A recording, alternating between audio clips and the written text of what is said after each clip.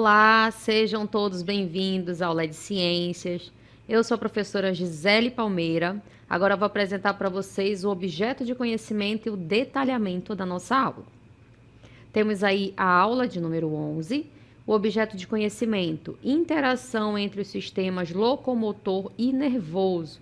E o detalhamento da nossa aula é o sistema nervoso, função e órgãos, sistema nervoso central e periférico. Então, esse é o detalhamento da nossa aula que vai começar agora.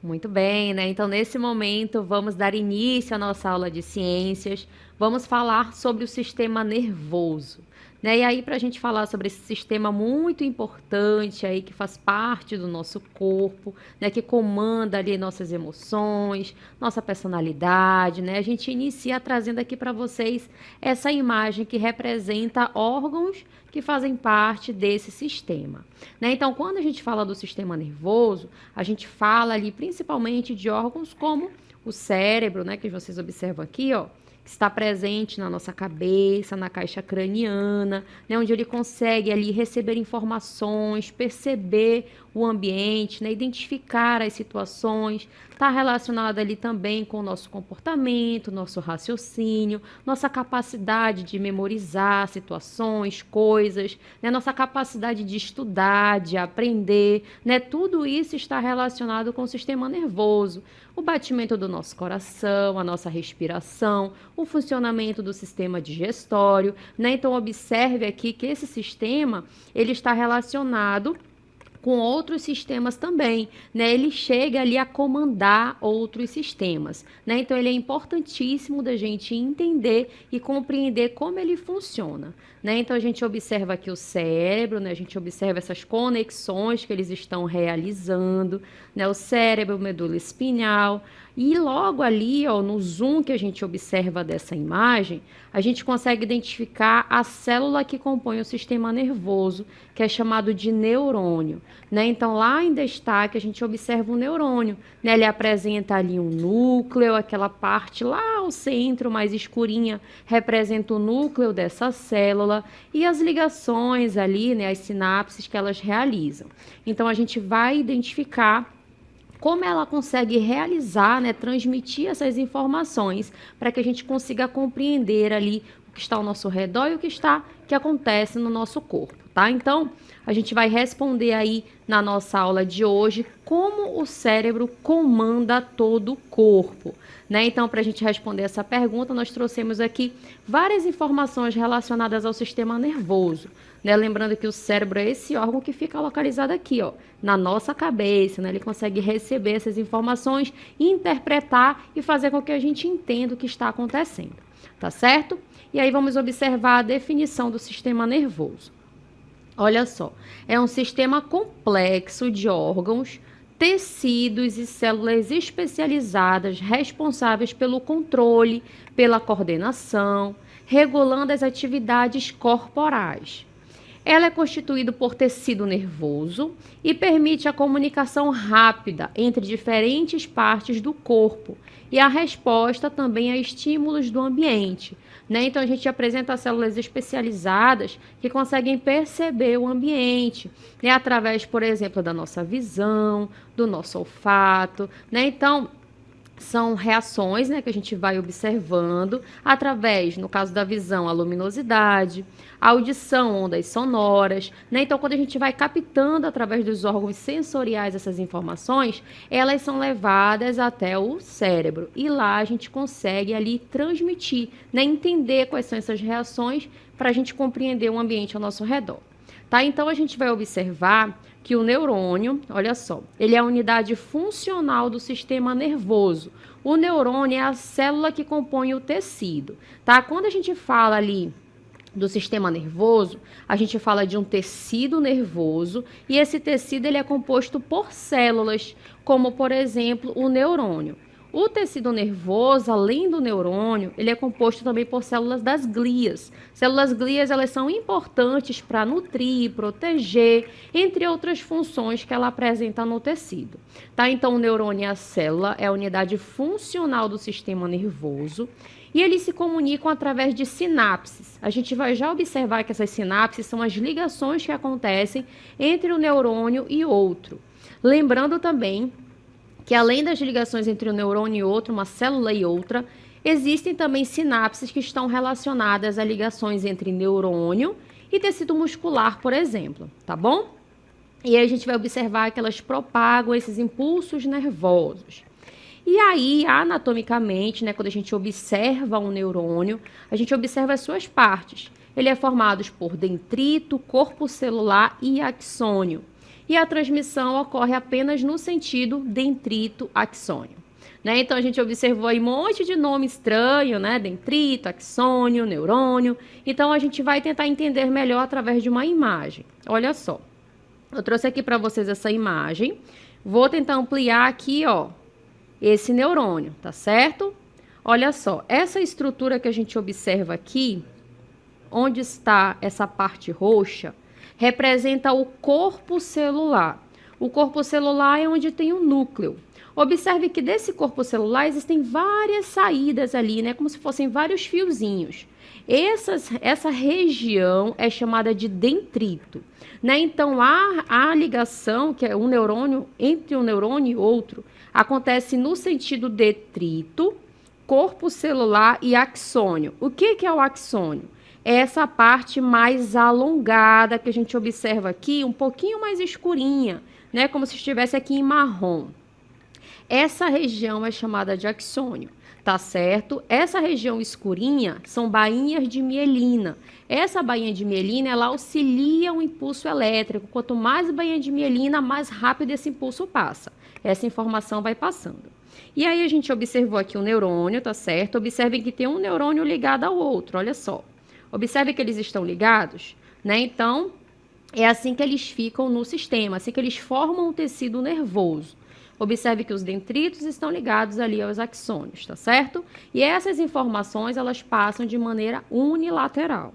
E aí a gente vai observar aqui algumas partes, né, do neurônio. Observem aqui, ó, essa estrutura mostrando essa transmissão do impulso nervoso, né? Então, observe que ele começou lá no corpo celular, no dendrito, né? Passou dendrito, corpo celular e passou ali, ó, pelo axônio, pelas baías de mielina, né? Então, observe que ele vai conectando um neurônio ao outro. Essa informação vai passando de uma célula a outra, tá certo?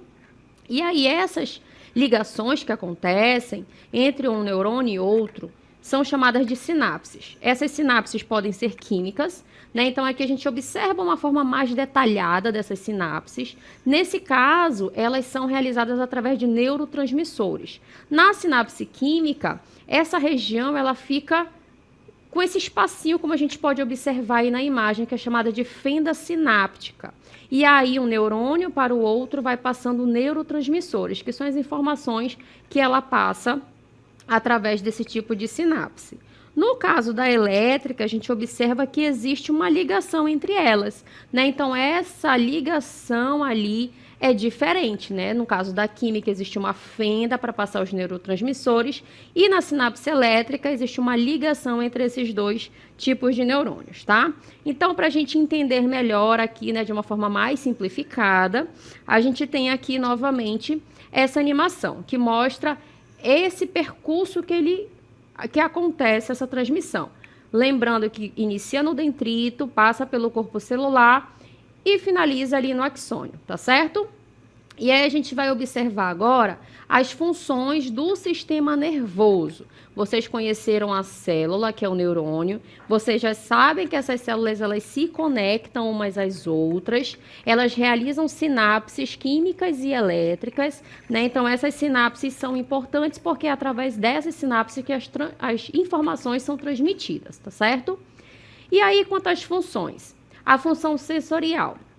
Ela recebe informações dos órgãos dos sentidos e de receptores sensoriais por todo o corpo, transmitir essas informações para o processamento, né? Como eu falei para vocês, quais são os órgãos dos sentidos? A visão, o olfato, o paladar, a audição, o tato, né? Então, a gente consegue ali sentir o ambiente, esses receptores sensoriais levam essas informações até o nosso cérebro e lá ele transmite essas informações, tá certo? Ele vai captar essas informações e a gente vai interpretar o que está observando, o que está sentindo, o que está ouvindo, tá? Então, é toda uma ligação que acontece com o sistema nervoso e o sensorial. A integrativa, vamos observar aqui no caso da integrativa, ela processa e interpreta as informações sensoriais recebidas, tomando decisões e coordenando respostas apropriadas. E também temos uma outra função do sistema nervoso, que é a motora. No caso da motora, ela envia comandos motores para os músculos e glândulas, controlando os movimentos voluntários e involuntários, bem como a secreção de hormônios, né? Então, existem ligações ali do sistema nervoso, né, células do neurônio, tecido nervoso, que está conectado com essa região motora. No caso, né, dos movimentos voluntários, é um músculo esquelético, né? Quando eu quero ali movimentar meu braço, é um comando que está vindo aqui, ó, do meu cérebro, né? Se eu quero falar, eu preciso gesticular, movimentar os músculos faciais, né? Então, toda essa ligação também está acontecendo com os movimentos que eu realizo, tá bom? E aí a gente vai observar também que o sistema nervoso ele é dividido em algumas partes. A gente vai observar como é essa divisão. Olha só, a divisão do sistema nervoso são duas. A gente vai conhecer o sistema nervoso central, conhecido como SNC, né, a sigla é do sistema nervoso central, e o sistema nervoso periférico. O sistema nervoso central, ele é responsável pelo processamento e interpretação de informações sensoriais, além de coordenar as respostas motoras, né? Então, eu vou apontar aqui para vocês o sistema nervoso central dessa imagem, né? Então, quando a gente fala de central, o que que a gente vai lembrar? De centro, o que fica no meio. Então, o que que fica aqui na região central do nosso corpo? Olha só, o encéfalo, onde tem o cérebro, cerebelo, bulbo, aqui na nossa cabeça. E também a medula espinal. Olha como ela está no centro. Ela vai descendo aqui essa região e ela fica localizada dentro da nossa coluna vertebral. Ela vem desde aqui, ó, desde a nossa cabeça e vai descendo, tá? Então, essa região que eu estou apontando para vocês, que está no centro, é o sistema nervoso central, que é composto pelo encéfalo e medula espinal. E aí a gente vai observar o sistema nervoso periférico. O periférico, o que a gente vai lembrar? Periferia, né? Está localizado nas partes mais distantes, não está localizado no centro. Qual é a função dele? Transmitir informações sensoriais para o sistema nervoso central e enviar comandos motores do sistema nervoso central para músculos e glândulas, tá? Então, qual é o sistema nervoso periférico? É essa região que a gente observa aqui, ó, em amarelo clarinho e que está presente em todo o corpo. Qual é essa região? Os nervos, né? Os nervos que fazem parte aqui do nosso corpo compõem o sistema nervoso periférico, né? Então, o que que ele vai fazer? Vai transmitir informações sensoriais, ó. Peguei aqui em algo quente, o que que acontece? O nervo vai levar essa informação para o meu sistema nervoso central, certo? E também enviar comandos motores do sistema nervoso central para os músculos, né? Que pode ser aqui o músculo do meu braço, da minha perna, dependendo da situação. E também para as glândulas, né? As glândulas que são responsáveis ali por produzir hormônios. E aí a gente vai observar de uma maneira diferente, né, essa divisão do sistema nervoso. Olha só, a gente observou aqui através da imagem a diferença do sistema nervoso central e periférico. E aqui a gente consegue observar também com mais detalhes cada órgão que compõe esse sistema, né? Então, aqui a gente tem novamente a divisão do sistema nervoso. Aqui em cima eu tenho o sistema nervoso central, né? A gente já sabe ali que é o encéfalo e a medula espinal. Só que existem outras divisões, olha. O encéfalo é a região que eu encontro o cérebro tem uma subdivisão que é chamada de telencéfalo e diencéfalo, tá? Isso aqui é só uma subdivisão para vocês entenderem que existem subdivisões. Tem o cerebelo também, que a gente vai conhecer qual é a função do cerebelo, e o tronco encefálico. O tronco encefálico também existem subdivisões, que é o mesencéfalo, a ponte e o bulbo. Tá? Então, esses aqui são os órgãos que compõem o encéfalo: cérebro, cerebelo e tronco encefálico. Além do encéfalo, que está presente lá na minha caixa craniana, né? Ele está sendo protegido por um tecido ósseo. Tem também a medula espinal, né? Aquela que vai descendo ali por todas as vértebras, né? Que compõem ali o nosso organismo, tá? Então, essas vértebras também é um tecido ósseo que vai proteger essa medula espinal. E o sistema nervoso periférico, o que que eu tenho? Nervos. Esses nervos são divididos em espinais, aqueles que saem da medula espinal, e também os nervos cranianos, aqueles que saem ali da região do encéfalo. Tá? Então, quando a gente fala de nervos, eles podem ser tanto espinais quanto cranianos. Além dos nervos, os gânglios também compõem o sistema nervoso periférico. Tá certo? E aí a gente vai observar com mais detalhes agora os principais componentes do sistema nervoso central. Então, ele é composto por medula espinal, como nós já vimos, e pelo encéfalo. E aí, a gente já sabe que o encéfalo tem uma divisão: cérebro, cerebelo, bulbo e ponte. Vamos iniciar observando o que é o cérebro. Olha só. O cérebro está relacionado com a maioria das funções do organismo, né? Aquela imagem que a gente observou lá no início da aula, era o cérebro. Como a recepção de informações visuais nos vertebrados, movimentos do corpo que requerem coordenação de grande número de partes do corpo. O cérebro encontra-se protegido pelas meninges, que a gente vai já observar. Existem 3 meninges que protegem esse cérebro, além do tecido ósseo, tá? A gente vai observar que essas meninges são chamadas de pia mater, dura mater e aracnoide. Olha só aí na nossa próxima imagem. Essa imagem, ela mostra pra gente a anatomia, né, que compõe aqui o encéfalo, né? Então, a gente tem aqui essa região que representa pra gente aqui o cérebro, né? Aqui, ó, a caixa craniana, a nossa cabeça, e aqui a gente deu um zoom. Esse é um zoom dessa região, tá? Aqui da nossa cabeça. Aqui a gente tem a representação do cérebro, certo? E aqui existem as meninges que vão ali, ó, proteger o cérebro. Quais são as 3 meninges? A pia mater, que é uma região bem vascularizada. A aracnoide, ela recebe esse nome porque essa região apresenta estruturas que lembram teias de aranha, porque ela também é vascularizada. Existe um líquido também que compõe aqui essa região e que é bem importante para nutrir e proteger. E a última meninge é chamada de dura mater. Ela tem esse nome também porque ela apresenta fibras na sua constituição, onde ela acaba sendo mais endurecida, tá? Por isso que ela tem esse nome.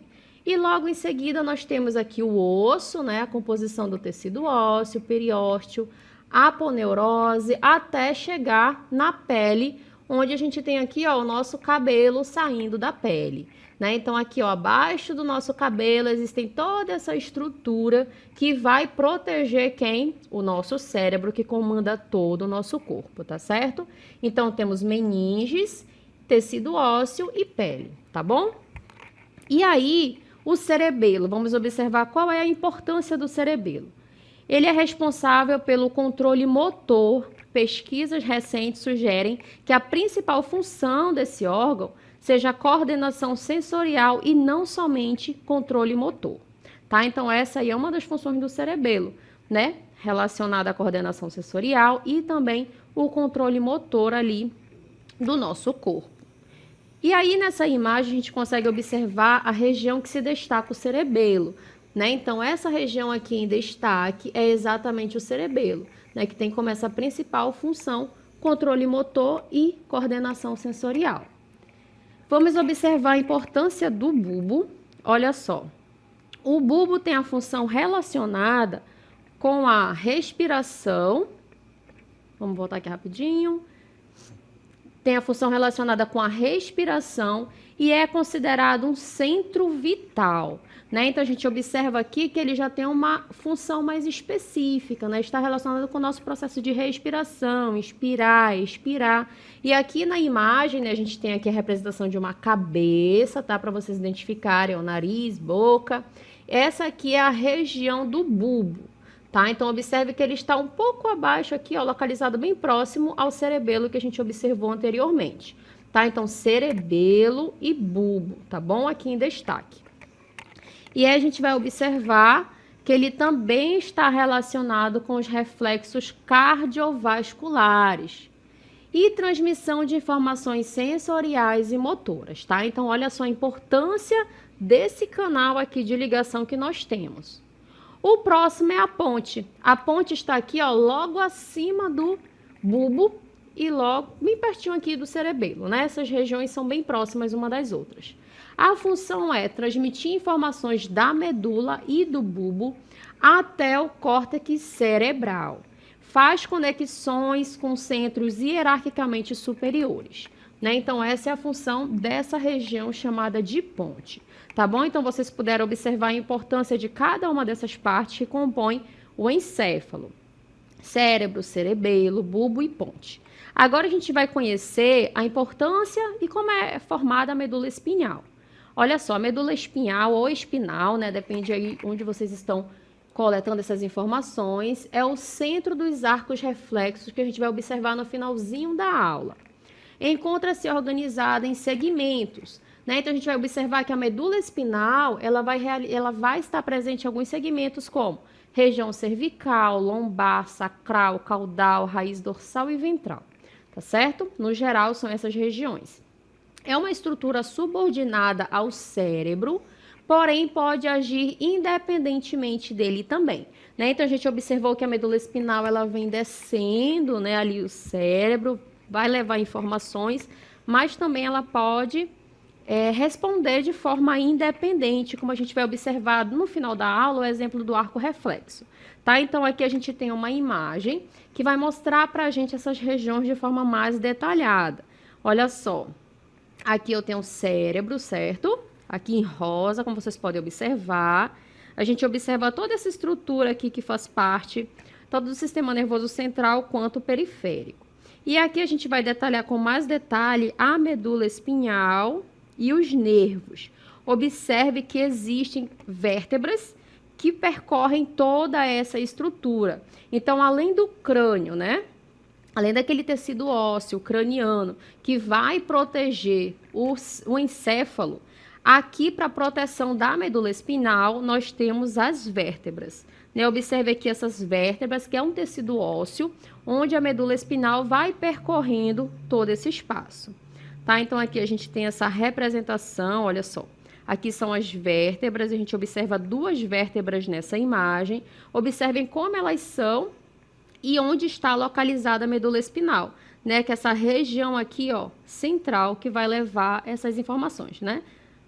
E aí, vamos observar aqui com mais detalhes, né, a estrutura da medula espinhal, tá certo? Então, esse aqui é só para vocês identificarem como ela é e como ela está localizada, né? Observem que essa estrutura das vértebras, elas auxiliam na proteção da medula espinal também, tá certo? E aí a gente vai continuar, vamos observar agora informações sobre o sistema nervoso periférico, né? A gente observou sobre o sistema nervoso central, você já sabe que é o encéfalo, a medula espinal, e o sistema nervoso periférico, vamos observar do que ele é composto. Olha só, ele pode ser dividido em dois tipos, voluntário e autônomo, né? Então, para a gente entender melhor, vamos observar aí na nossa próxima imagem a divisão do sistema nervoso periférico. Vamos destacar somente o sistema nervoso periférico aqui nessa imagem, tá? E a gente vai ver essas subdivisões dele. Olha só, acompanhem comigo. Sistema nervoso periférico. O central a gente já conheceu, tá? Vamos falar aqui do periférico, que ele pode ser dividido em autônomo e somático. O autônomo é o que a gente chama de involuntário. É aquele que acontece sem a nossa vontade, ele está acontecendo ali no nosso corpo. Esse autônomo ele pode ser dividido em simpático e parasimpático. o simpático está relacionado com atos de fuga. Por exemplo, né, quando a gente toma um susto, a adrenalina chega no nosso corpo, nosso coração acelera. Essa situação de coração acelerado, nervoso, pupila dilatada, entre outras reações que o nosso corpo tem, está relacionado com o simpático, né? Essa parte do nosso corpo está relacionada com a adrenalina que é lançada no nosso sangue, certo? No nosso sistema cardiovascular. O parasimpático é o contrário, né? O parasimpático está relacionado com a calma, né? Quando o nosso coração começa a acalmar, quando a nossa respiração fica menos ofegante, né? Então, esse sistema autônomo está relacionado com esses movimentos que são involuntários, né? Se eu estou nervosa, meu coração acelera. Se eu falar para o meu coração parar de acelerar, eu não vou conseguir. É necessário ali outras situações para que isso aconteça. É involuntário, por exemplo, essa aceleração do batimento cardíaco, tá certo? E aí, no caso do somático, que são movimentos voluntários, ele está relacionado com a saída motora e com a entrada sensorial, né? Vamos observar aí com mais detalhes sobre o sistema nervoso voluntário ou somático. Está relacionado ali com esses movimentos voluntários, né? Então, nesse caso, os neurônios levam a informação do sistema nervoso central ao músculo esquelético, inervando-os diretamente. E aí também pode haver movimentos involuntários nesse caso, né? Então, quando eu falo do sistema nervoso central levando informação aos músculos, é aquilo que eu falei para vocês, né? Se eu quero ali movimentar meu braço, se eu quero andar, é algo que eu estou pensando antes de realizar, né? Então, estou levando essa informação, né? Se eu quero escrever, estou levando essa informação aos meus órgãos, ao meu músculo, para que ele consiga ali realizar esse movimento, tá? Então, é um sistema voluntário. No caso do autônomo, a gente vai observar que é um movimento involuntário dos músculos, como, por exemplo, o músculo não estriado, que também é conhecido como músculo liso, que está no nosso corpo, presente no nosso corpo em diversos órgãos, e o estriado cardíaco, que é o nosso coração, tá? Então, nosso coração é um músculo estriado cardíaco que ele está realizando movimentos involuntários, né? Não é a gente que está falando para ele bater, ele está ali realizando seu movimento. Sistema endócrino também está relacionado com esse tipo de sistema nervoso autônomo e o respiratório, tá certo? A gente respira sem ao menos perceber, né? Porque está relacionado com esses movimentos que são involuntários. E aí, falando sobre esses movimentos, vamos falar também sobre o arco reflexo, né? O que significa o arco reflexo? É o caminho que envolve impulsos nervosos para gerar uma resposta mais rápida e involuntária a um estímulo. Vamos trazer um exemplo bem simples, né? Quando a gente toca no objeto quente, o que acontece? Né? A gente tocou ali no objeto quente, ó, o braço estava aqui, tocou no objeto quente, o que acontece? O ato reflexo de retirar o dedo. Retirei meu dedo, certo? O que é o arco reflexo? É o caminho percorrido pelo impulso nervoso. O que eu senti aqui, ó? Um órgão sensorial. Qual foi? A dor. Senti a dor, né? Tá quente. Observe que essa informação foi levada aqui, ó, até a medula espinal. O axônio do neurônio aferente recebeu essa informação, trouxe até a medula espinal.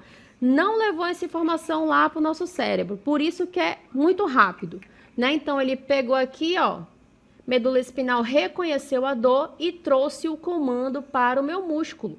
Aqui, né, a região do bíceps. O que ele fez? Contraiu, e aí eu levantei o meu braço para tirar o meu dedo daquele lugar que estava quente, tá bom? Então, é assim que funciona o arco reflexo. Não necessariamente chega até o cérebro essa informação. Na medula espinal, ele já manda essa informação e eu já retiro o meu dedo porque está quente, tá certo? Temos um outro exemplo também bem comum quando a gente fala de arco reflexo. Olha só, no caso do reflexo patelar, está lá no meu joelho. É um exemplo clássico de arco reflexo simples. O tendão do joelho é um órgão receptor desse estímulo. E aí, para a gente entender melhor, vamos observar um vídeo que vai mostrar como é que acontece. O reflexo patelar serve para evitar o excesso de alongamento dos músculos extensores da coxa.